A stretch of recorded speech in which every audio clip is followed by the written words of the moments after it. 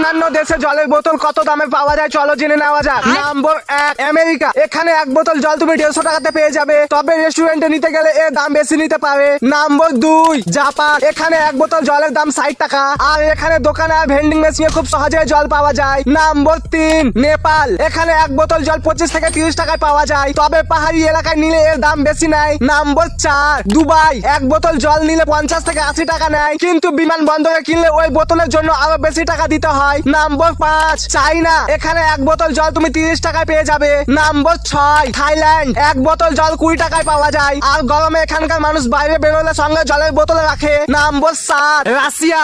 এক বোতল জলের দাম 120 টাকা, কিন্তু কোন অনুষ্ঠান জায়গায় এর দাম আরো বেড়ে যায়। নম্বর 8, শ্রীলঙ্কা। এখানে এক বোতল জল 30 থেকে 50 টাকায় পাওয়া যায়, আর ছোট দোকান অনুযায়ী বড় দোকানে দাম বেশি হয়। নম্বর 9, বাংলাদেশ। এক বোতল জল 25 টাকাতে পাওয়া যায়, আর সাধারণ দোকানে এর দাম সাধারণত খুব বেশি হয় না। নম্বর 10, ভারত। এখানে এক বোতল নরমাল জল 20 টাকায় পাওয়া যায়। তাই তুমি যদি ভারতে থেকে থাকো তাহলে ভিডিওটা লাইক করে চ্যানেলটা সাবস্ক্রাইব করে দাও।